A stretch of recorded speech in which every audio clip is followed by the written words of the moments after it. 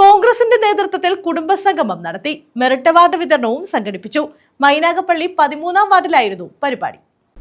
മൈനാഗപ്പള്ളി പടിഞ്ഞാറ് കിഴക്കേക്കര വടക്ക് 13-ാം വാർഡ് കോൺഗ്രസ് കമ്മിറ്റിയുടെ നേതൃത്വത്തിലാണ് കുടുംബസംഗമം നടത്തിയത്. ഇതോടനുബന്ധിച്ച് മെറിറ്റ് അവാർഡുകളും വിതരണം ചെയ്തു. DCC president P. രാജേന്ദ്രപ്രസാദ് കുടുംബസംഗമവും മെറിറ്റ് അവാർഡ് വിതരണവും ഉദ്ഘാടനം ചെയ്തു.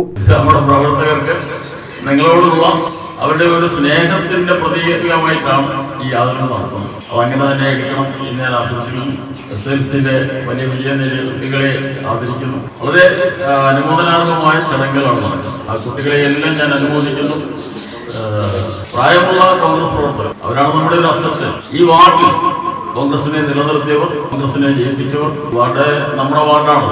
ഇവിടെ എപ്പോഴും നമ്മളാണ് ജയിക്കുന്നത്. DCC general secretary RS Abin മുഖ്യപ്രഭാഷണം നടത്തി. പാവങ്ങൾക്ക് വീട് കൊടുക്കേണ്ട പണം, പുരയിടം കൊടുക്കേണ്ട പണം, ഒരു മെയിന്റനൻസ് അനുവദിക്കേണ്ട പണം, ഒരു ടോയ്ലറ്റ് അനുവദിക്കേണ്ട പണം, കിടപ്പ് രോഗികളെ പരിചരിക്കേണ്ട പണം, ആ ഹരിതകർമ്മസേന പ്രവർത്തകർക്ക് കൊടുക്കേണ്ട പണം, സാധാരണക്കാരന് ഒരു ആനുകൂല്യം കൊടുക്കേണ്ട പണം അടക്കം 2,80,00,000 രൂപ എന്റെ പഞ്ചായത്തിൽ മാത്രം കുറവ് വരുത്തിയ ഒരു government. Ward president Kattuvila Gopalakrishna Pillai അധ്യക്ഷത വഹിച്ചു.